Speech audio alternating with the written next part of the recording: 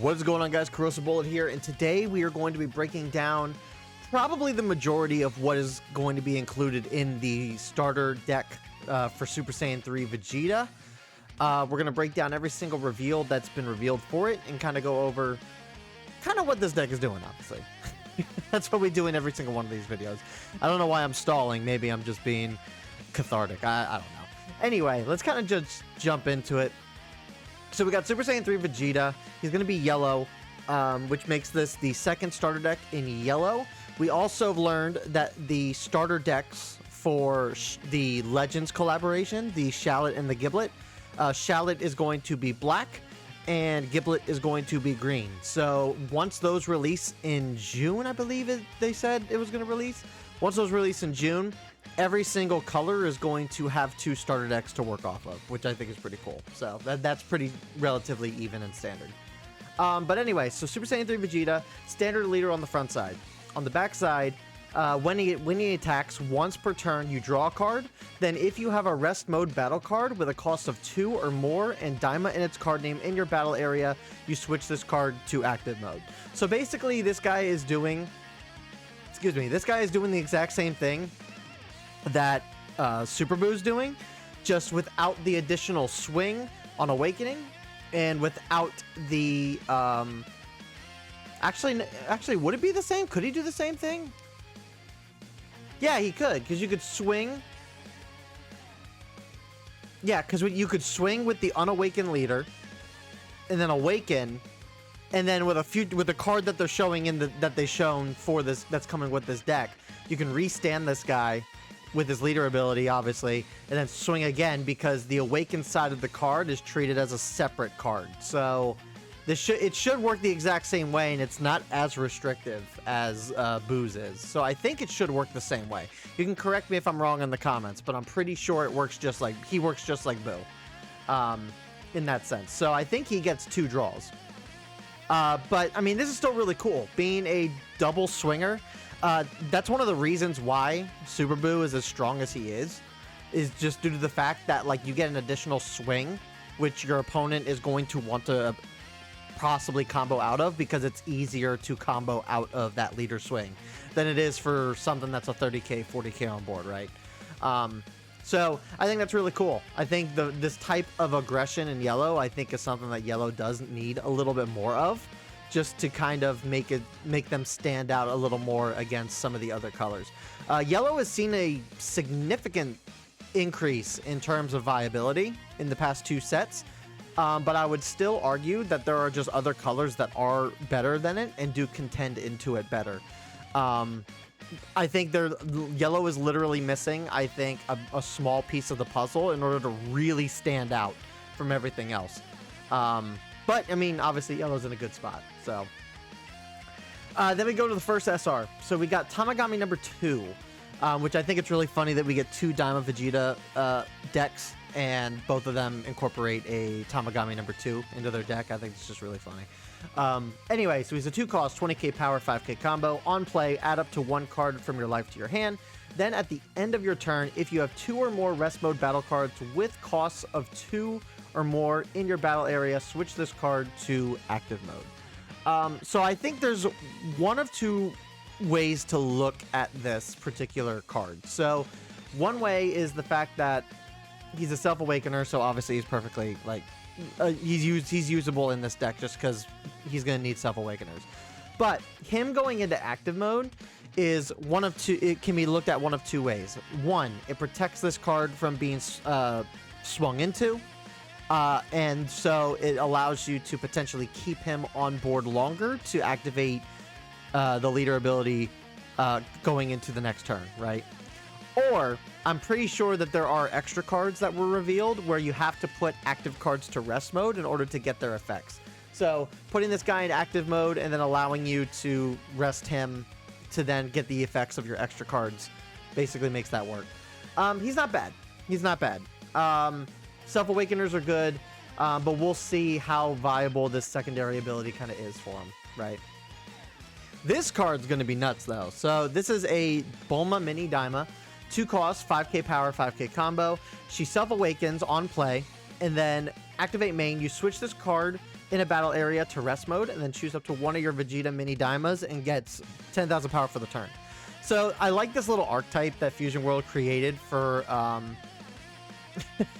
I think it's really funny that there are cards, like Vegeta's whole archetype, whether it be blue or yellow, is the fact that he specifically plays with Bulma cards, and the Bulma cards significantly affect how these decks play. The blue one's crazy because the blue one does the exact same thing basically, except it's an on-play ability rather than an activate main. But what's crazy about this is that we do have a card that will allow us to restand this Bulma and activate her ability a second time. So, and you can use this power boost to boost the leader.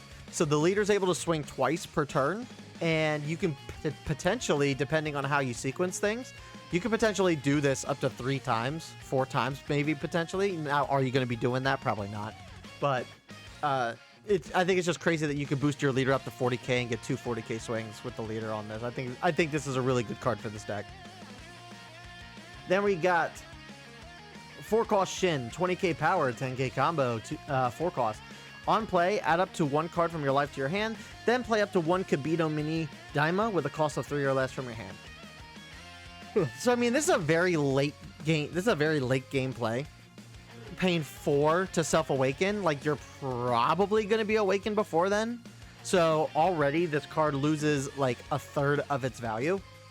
And then you're playing a Kibito Kai. So depending on what the Kibito Kai is kind of doing, I think Kibito Kai might be the vanilla. But I mean, you're basically rushing board, but I don't know how viable this is necessarily is. I don't know. We'll have to see. I mean, it seems fine. It seems fine. Here's the Kibito Kai. So 3 costs. Yeah, he's just a vanilla. So you're basically just spending the board. You're basically self-awakening, and then you're Kefla, basically. Kefla in red to play out a 3 cost. So, I mean, it's okay. It's okay tech. It would be nice if we had other options for a 3-cost Daima Kibito. Maybe ones with effects, but I mean, that's neither here nor there. That's my opinion. So, but I mean, it just is what it is. Then we have Kadan. 4-cost, 25k power, 10k combo. Who, when on play and when attacking, choose up to 1 battle card in your opponent's battle area and switch it to rest mode. I believe that there was a 3-cost Android 18 in yellow that did this exact same thing. So I think it's kind of cool that we're kind of getting this. And with the aggression that you can have, with the leader ability, being able to swing twice for potentially 30k, 40k swings, this card's actually kind of handy because it allows you to, if your opponent has a big built-up board, you can utilize this guy's effects to then swing into your opponent's board and take care of them with relative ease. Just being able to swing for 30, 40k each, depending on what you're swinging into. So not bad, and it's a 10k combo, so I don't have any issues with that particular card. Then we have Glorio, 2-cost, 20k power, 0 combo, where on your opponent's turn, this card in a battle area gets 10,000 power, and then he's a self-awakener. Now, Red has a couple cards from set 4 that do this effect. Being a 2-cost, that could be a 30k on defense, is actually really strong. However, obviously with things like blue and with green, with blue and green and even like black to an extent, this is not really all that hard to get around. But what's cool is that it makes it a little bit harder for Red to actually minus this guy off the board too. So removal in this game is very easy. It's more abundant than it's ever been. So this guy can potentially be removed with ease. But I mean, being a 2-cost 30k on defense is not bad. Plus a self-awakener. I just kind of wish maybe he had 5k combo, but I mean, it just is what it is. Then we got super combos. Super combo Dende. Nothing crazy about Dende. Just, time up super combo. Then we got Tarol. Just a 2-cost 20k, 10k combo vanilla. Nothing crazy with this guy, obviously. Then we got Pansy. Pansy Daima. 3-cost 25k power, 5k combo. When attacking, you add up to 1 card from your life to your hand. Then choose up to 1 battle card with your opponent's battle area and switch it to rest mode. So I think that's pretty cool. I think it's obviously Self-Awakening is always really good. Her stat line's pretty decent. Being able to switch something on your opponent's board to rest mode is good. Once again, you know, switching something on your opponent's board to rest mode and then having 2 swings with your leader, being able to swing for potentially 30-40k to remove something troublesome on your opponent's board, while also and then maybe switching it up halfway to go into your leader. Like, it's good tech. It allows you to kind of mess around with to control your opponent's board to an extent. So not a bad card. I think Pansy's fine. Then we got the cantrip, which is Piccolo Daima. Just a cantrip, nothing crazy. Then we get into this Vegeta Daima. 3 cost, 25k power, 5k combo. When attacking, if you have 2 or more rest mode battle cards with costs of 2 or more in your battle area, draw 1 card. So this guy, if he can stick around on the board long enough, he might be able to get you an extra draw or 2 here and there. He replaces him. Ideally, you're replacing him in hand on the turn that you initially play him. So you're netting 0, basically. And then you can maybe keep him up for 1 more turn and then draw 1. So, I mean, it's a fine card. I think it's a little restrictive.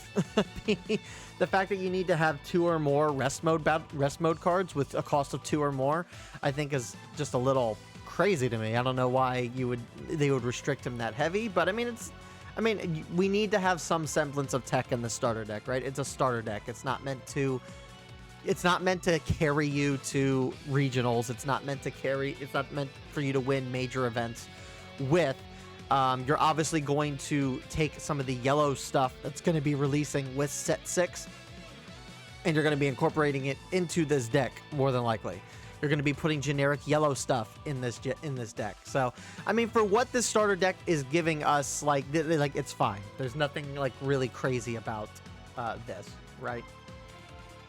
Then we got Paral. Paral is a 1 cost 10k combo 5k or 10k power 5k combo blocker. Why can't stat line is decent. It's decent, but we need to remember that green just got a Self-Awakener that's 10k power 10k combo for 1. So why can't this guy be 10k combo? It doesn't make sense. For the fact that green has as strong of a Self-Awakener as it does now, and we've not learned our lesson, I don't quite understand. So, I mean, 10k combo is not easy to get around turn 1. So, it's not easy to get around turn 1. Like, Whis can't minus this guy off board with relative ease. There are certain one drop cards that I think can remove. It needs to be 5,000 power and remove, right? So it's I don't know. We were spoiled with Murray, and now we have this. This feels bad. It feels bad. All right, now we get to some of the extra cards. So we got Results of Training, which is a 1 cost activate battle where your cards that are in a battle get 15,000 power for the battle. And then if there is a rest mode battle card with a cost of 3 or more in a battle area, you draw a card. So basically it's Gallic Gun in blue, but for yellow. And instead of having 7 or less cards in hand to draw, you need a 3 or more battle card to draw. It's not bad. It's a relatively cool card. Obviously, having this type of defensive utility, like Gallic Gun, is still a staple in a lot of blue decks. It still gets run quite a bit. So having cards like this in yellow, I think, is fantastic. Then we got Revive Bug, which is 1 cost. Activate main. You switch 1 card with a cost of 2 or more and Daima in its card name in your battle area to rest mode to draw 2 cards. So this is going back to the Tamagami number 2 that I was talking about, where at the end of your turn, you switch them back to active. Doing so allows you to play this card, which is basically switching them back to rest mode to Pot of Greed, basically. So very cool card. I hope that every color gets a Pot of Greed type of card down the line, because Pot of Greed is just so strong in the Namek Goku deck. And I feel like this card's going to be just as strong in this deck as well. That, it's just, I feel like to keep up with the progression, I think every single color should probably get a pot of greed of some sort. We're early enough in the game's lifespan where I feel like it's not going to be that detrimental. Now, we'll see how the meta shapes as we get into like year 2, year 3 of the game to see if the pot of greed tech for Namegoku and like this deck are going to be like detrimental to an extent. I doubt that they would ban this card particularly because it's a starter deck card. Nor do I think they would limit it, but obviously the pot of greed in green is not limited, but it is like very situational. So we'll see. I don't think they're gonna get hit in any way. But I would like to see more tech like this in the other colors. I think that would be really cool. Then we have the other SR of the set, or the starter deck. It's Vegeta Mini Daima, 5 cost, 30k power, 0 combo, where activate main once per turn, choose up to 1 rest mode battle card with a cost of 4 or less in your opponent's battle area and KO it, then switch this card in a battle area to active mode. So this is a very good generic yellow card because it's basically the 4 cost Vegeta from set 3. Was it set 3? Yeah, it was set 3. So the 3 cost Majin Vegeta set from set 3, but better. It allows you to KO a 4 cost instead of a 3 cost. He's a 30k swinger instead of a 25k swinger, so it's a little bit harder to get over. The only downside is that he has no combo power. But, I mean, for the fact that there's a lot of good 4 costs in the game right now, and him just swinging twice for 30k while your leader is also able to swing for 30k twice as well, like, it's crazy. It's a crazy good card. So I can see this card being used in other yellow decks, being taken away and not necessarily reliant on the Daima archetype for this card to be good. I think this is pretty cool. Now, what's crazy is that there's no double striker. There's no double striker in this deck that we know of yet. So we're just going to have to wait and see, I guess, to see what's going on. But yellow, I mean, it makes sense, right? Like, yellow has 2 double strikers, as does red, as does blue. And green has a couple double strikers now. They have the Piccolo double striker, they have the Namegoku double striker, and they have the androids double striker. So I mean, they got 3. But yellow got Majin Buu last set in set 4. So for this starter deck to not have a double striker, I think makes sense. But I mean, you know, it just is what it is. But good card nonetheless. So that is it for the yellow reveals as like so far. We will dive into the rest of the starter deck package once the full list drops. I think more or less now that they're revealing other stuff in the game, I don't think there's going to be too much more that we're missing out on in the starter deck. I think we've pretty much seen the majority of what's coming with it, but we shall see. Again, we'll do a full breakdown of it once the entire list drops. But let me know what you guys think down below. What do you guys think of the Super Saiyan 3 Vegeta, Daima deck? Do you guys think this is something you guys will run? Do you think it's as good as some of the other starter decks that came out? Let me know what you guys think down below in the comments. Like and subscribe for more Fusion World content, and I will see you guys all in the next video. Peace.